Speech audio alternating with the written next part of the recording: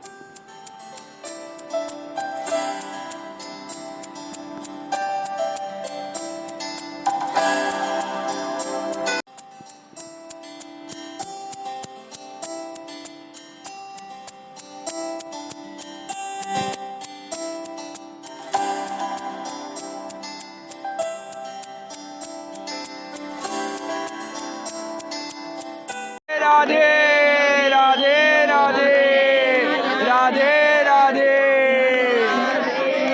जय जय श्री राधे।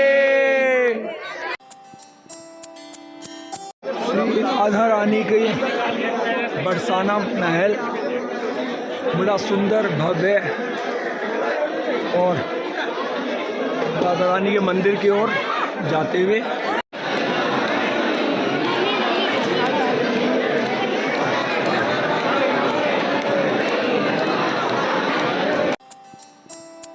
चतुर्थ दिन की यात्रा में पहुंच गए हैं श्री देह कुंड मंदिर।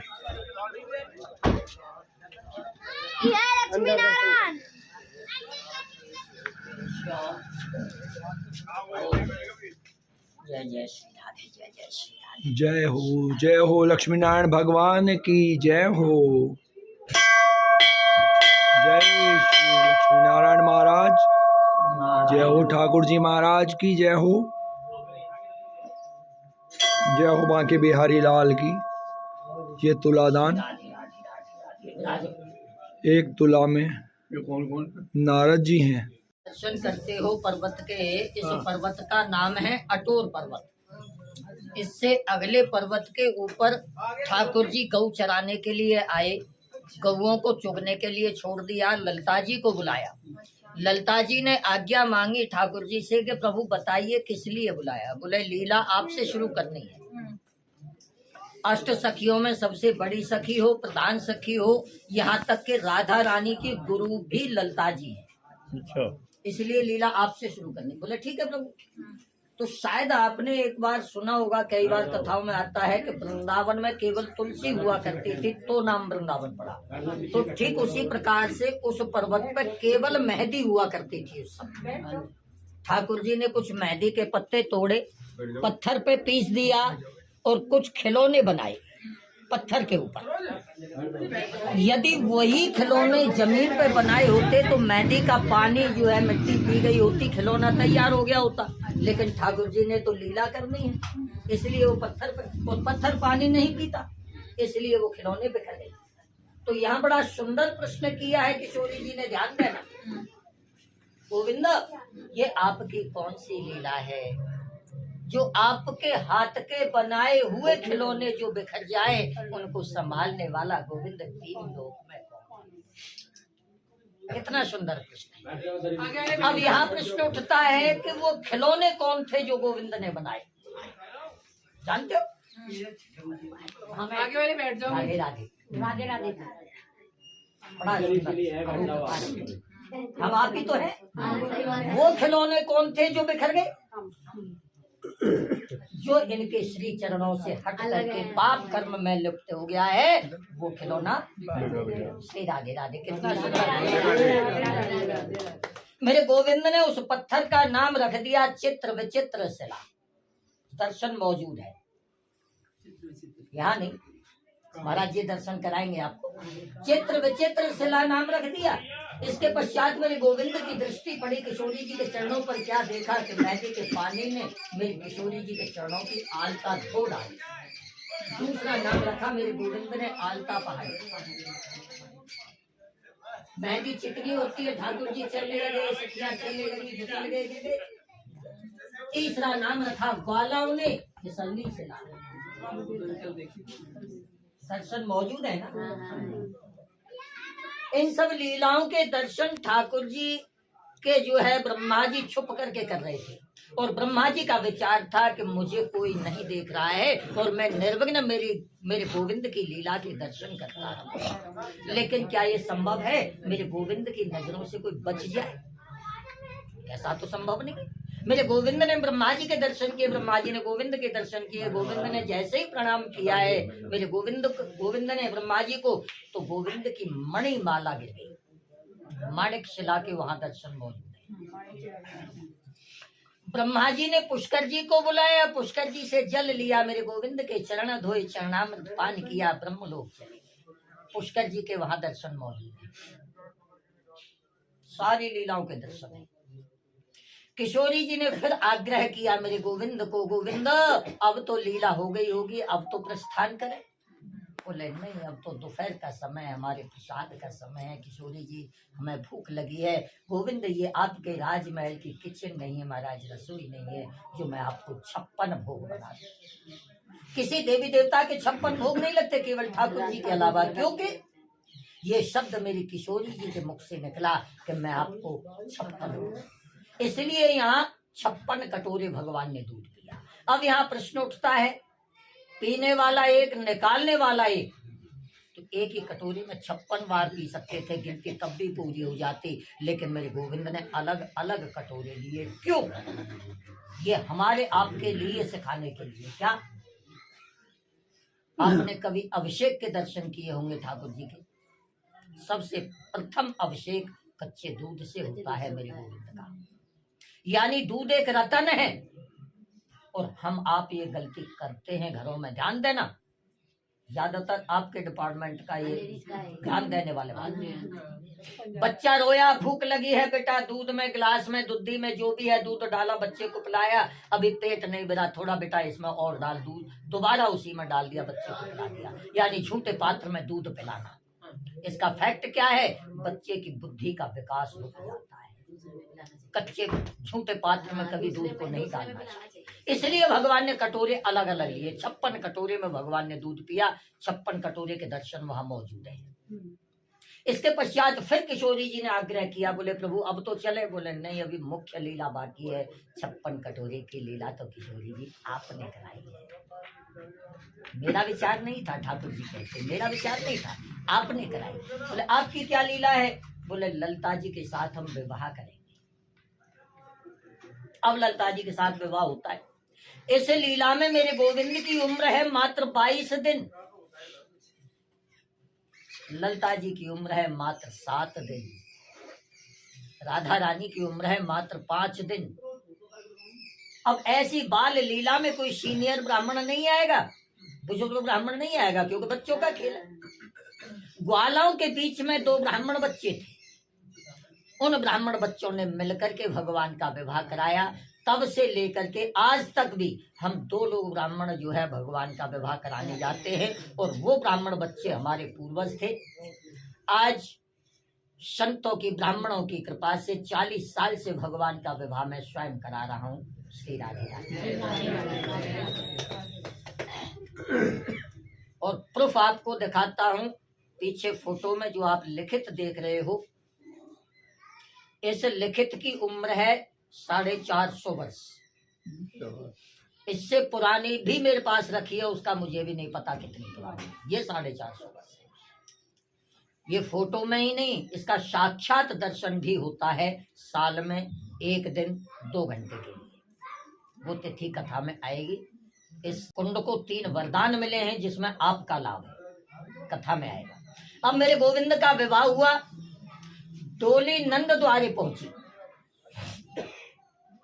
एक और ज्ञान देता हूं आपको, शादी में बहुत रीतियां रस्में होती हैं, हर 3 किलोमीटर पर रस्में बदल जाती हैं, लेकिन एक रीति पूरे विश्व में नहीं बदली। मैं पंजाब या हरियाणा या यूपी की बात नहीं कर रहा हूँ, पूरे विश्व में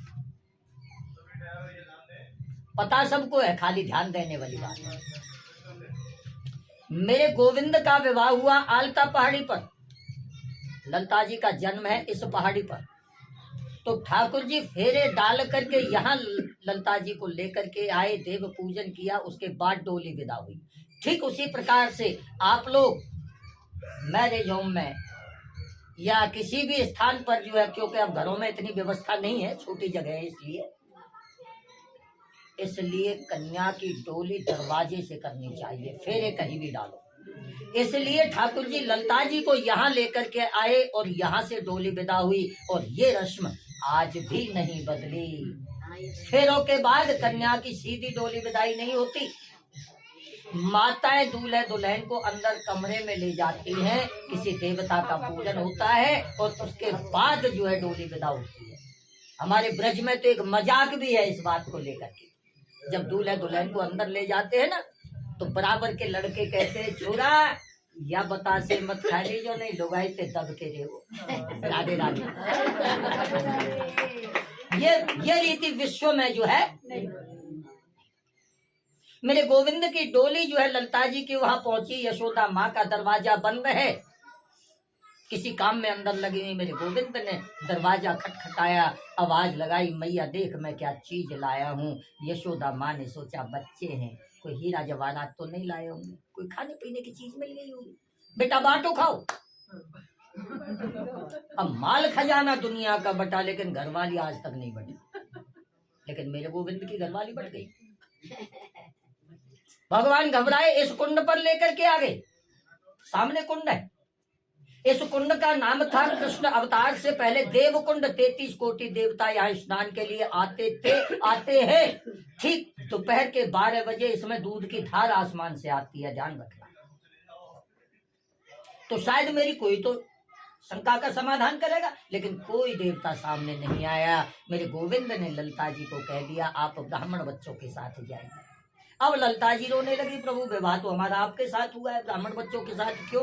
बोले मैया ने बंटवारा कर दिया। बोले बंटवारे का नाम तो सबके साथ होना चाहिए, केवल ब्राह्मण बच्चों के साथ। यहाँ बड़ा सुंदर प्रश्न मेरे गोविंद ने कहा है, किशोरी जी, ललता जी, जितने ग्वाला हैं सब क्षत्रिय हैं, ये केवल 2 ब्राह्मण बच्चे हैं, और इतनी ताकत मेरी भी नहीं है जो मैं संत और ब्राह्मणों का हक हजम कर सकूं। आज कलयुग में संतों की, ब्राह्मणों की, कन्याओं की, घर की लक्ष्मी की जो इज्जत घटती चली जा रही है, तो घर भी बिखरते चले जा रहे। श्री राधे राधे। इसलिए मैं ब्राह्मणों के हक नहीं रख सकता, आप ब्राह्मणों के साथ जाइए। ललता जी रोने लगी। किशोरी जी से कहा, किशोरी जी आप ही कोई रास्ता निकालो ना। घरों में जब झगड़ा होता है तो किसकी वजह से? घर धर्म पत्नियों की वजह से, छोटी छोटी बातों पे, बच्चों की वजह से। और फैसला भी करते थे खुद करते, हमारा फैसला नहीं चलता, कोर्ट का फैसला नहीं चलता। किशोरी जी कोई रास्ता निकालो ना। तो किशोरी जी ने बड़ा सुंदर प्रश्न किया। बोले प्रभु ये तो छोटी सी बात है। क्या क्या? बोले तो ब्राह्मण बच्चे हैं महाराज, और इनको धन चाहिए बावरी, बावन के धन केवल भिक्षा। ये तो ब्राह्मण बच्चे, इनके हाथ पे थोड़ी सी दक्षिणा आप रख दीजिए। और जब ब्राह्मण के हाथ में दक्षिणा जाएगी, ये परंपरा, ये रस्म तभी से शुरू हुई है जो ब्राह्मणों को दक्षिणा हाथ में दी जाती है। ब्राह्मण के हाथ में यदि दक्षिणा जाएगी तो आशीर्वाद तो देना ही पड़ेगा। उस आशीर्वाद के रूप में ललता जी को इनसे मांग लेना। किशोरी जी ये तो छल होगा। बोले प्रभु आपकी सारी लीला छल की ही, एक छल ललता जी के लिए कर दो। बोले चलो ये भी समझ में आती है, लेकिन एक शब्द आपने गलत कहा। क्या? बोले थोड़ी दक्षिणा क्यों? जितने भी मेरे अवतार हुए सब बाद में हुए, उन सब का जो मूल अंश है वो मैं हूं, लक्ष्मीपति। विष्णु अवतार है सब। मेरी किशोरी जी ने कहा प्रभु आपने ठीक कर दिया, मेरी तुलना धन से कर दी। अब दिखाती हूँ आपको। यहाँ से मेरी किशोरी जी की लीला शुरू होती है। अब किशोरी जी की उम्र कितनी बताइए आपको? 5 दिन। 5 दिन के बच्चे का वेट कितना? 2.5 किलो 3 किलो। किशोरी जी ने तुरंत हाथ जोड़े गोविंद के, गोविंद क्षमा चाहती हूँ, मैं भूल गई थी आप लक्ष्मीपति हो। प्रभु आप ऐसा कीजिए, मुझे तोल करके सोना दान दे दीजिएगा। भगवान ने कहा कौन सी बड़ी बात है भाई, मैं लक्ष्मीपति हूँ, मेरे पास धन की कमी थोड़ी है, बैठो तराजू में। किशोरी जी को तराजू में बिठा दिया, सोना चढ़ाना शुरू कर दिया। इधर किशोरी जी ने वजन बढ़ाना शुरू कर दिया, शरीर बढ़ाना शुरू कर दिया। कहा 5 दिन का बच्चा 2.5-3 किलो का, किशोरी जी 120 किलो की बैठी। राधे राधे। 33 कोटि देवता किशोरी जी के चरणों में गिर पड़े। किशोरी जी लीला रोको, 5 दिन का बच्चा 120 किलो का, सृष्टि का नियम पलट जाएगा। बोले पलटने दो। क्यों?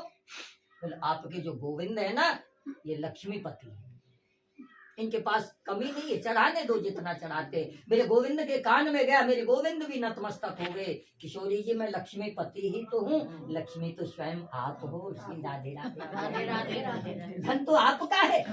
बोले लीला अभी भी नहीं रुकेगी। क्यों? बोले तन दान किया यशोदा मैया ने बांटो खाओ, धन दान किया आपने लक्ष्मीपति बन करके, इन सब की मूल जड़ अभी भी आपके पास है। बोले मेरे पास कहाँ से? आपसे ज्यादा प्रिय तो मुझे कोई किशोरी जी है ही नहीं। बोले नहीं, अभी आपके पास है। मेरे गोविंद ने ध्यान तुलसी का पत्ता अर्पण किया, यानी मेरे गोविंद के तन मन धन तीनों चीज अर्पण कर, तब वो लीला रुकी। अब यहाँ प्रश्न उठता है, यहाँ थोड़ा ध्यान दीजिए, किशोरी जी ने सोना ही क्यों मांगा? सोने से ज्यादा हीरा है, कीमती है, माणिक्य है, कीमती है।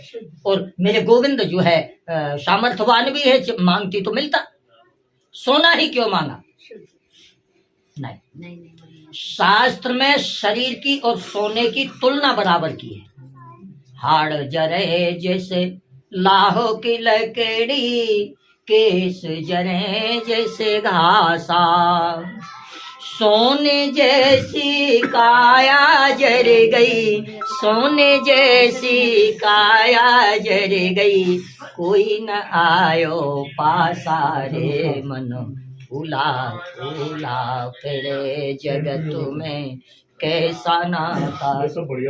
सोना इसलिए मेरी किशोरी जी ने मांगा। पाप कौन करता है? शरीर। हाँ। पैसा कपड़ा या जेवर नहीं करता। 20 तारीख को आ गए थे।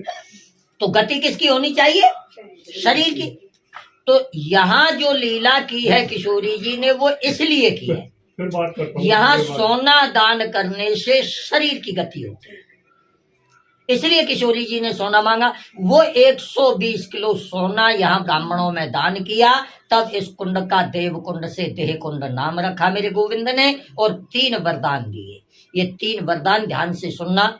मैं गोविंद से प्रार्थना करूंगा कि आपको उस दिन जरूर मेरे गोविंद बुलाएं, और आपसे आग्रह करूंगा कि आप जरूर आए।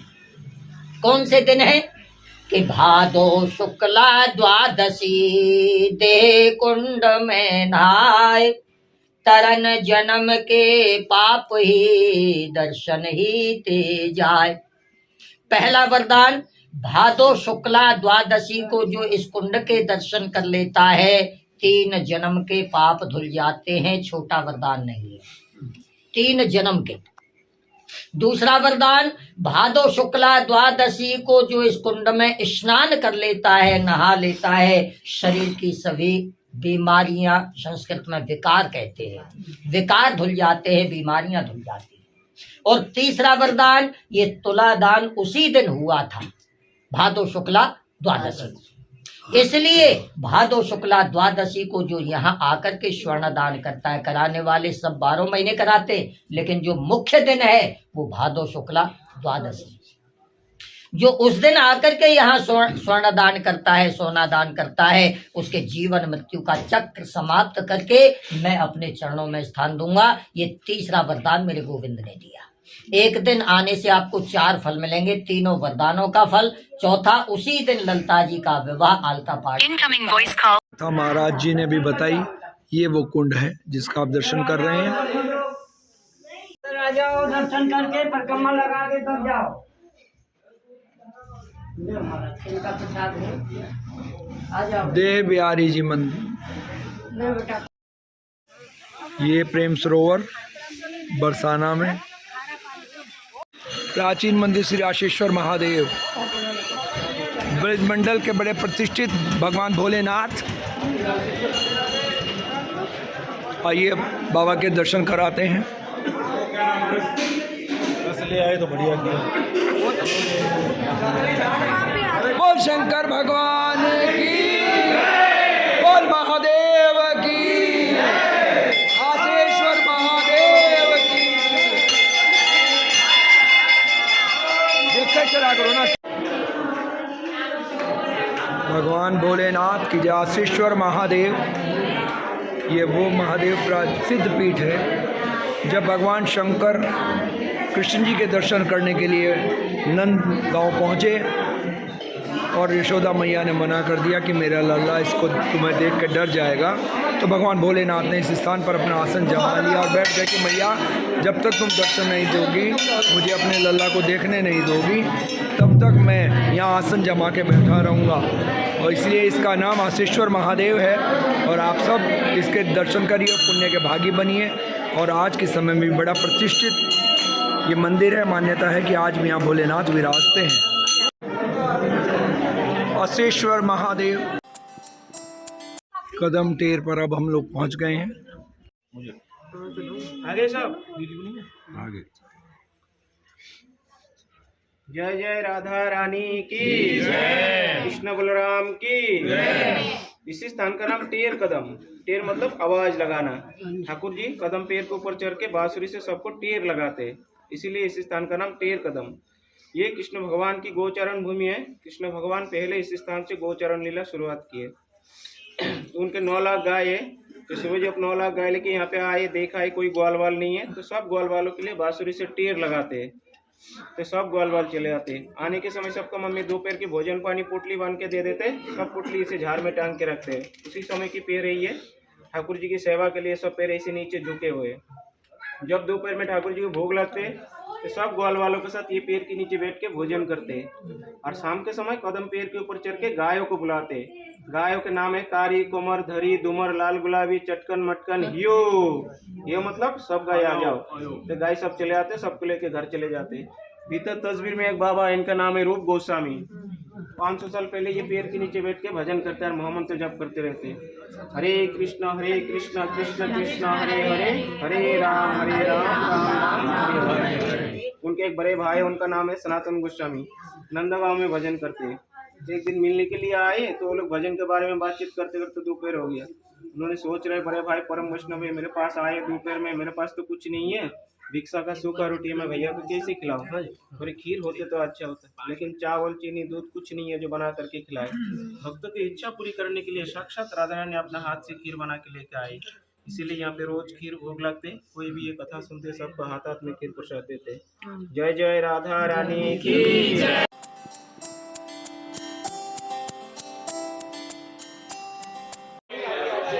अब हम आ गए हैं नंद महल।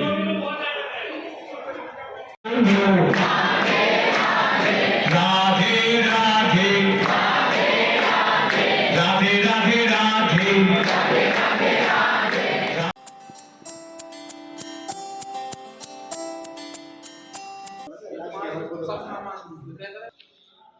ये श्री कोकिला बिहारी जी,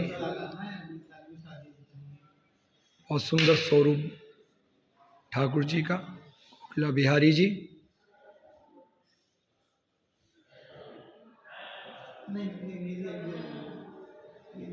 ठाकुर जी, राधा रानी सरकार।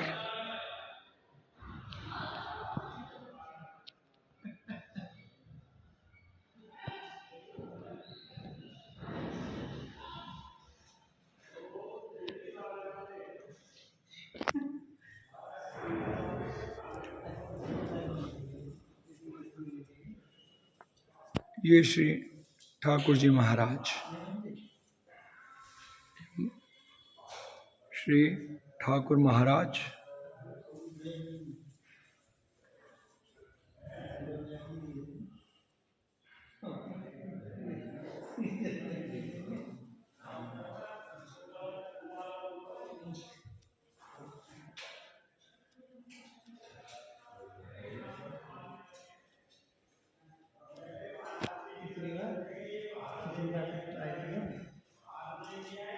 और ये दुर्गा माता का मंदिर, माँ भगवती विराजमान है सामने। जय हो अम्बे मैया की। और आज चौथे दिन की यात्रा का यह अंतिम पड़ाव कोकिलावन में शनिदेव मंदिर। आज हमारी ठाकुर जी की कृपा से ब्रजमंडल 84 को उसकी यात्रा का 4 दिन पूरे हो रहे हैं। ये अंतिम पड़ाव आज का शनिदेव का सिद्ध मंदिर जो बहुत प्रसिद्ध है। गत श्री कोकिलावन शनि महाराज जी के दिव्य दर्शन।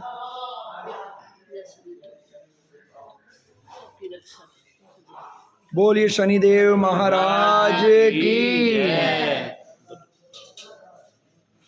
जय शनिदेव जय। शनिदेव महाराज की जय।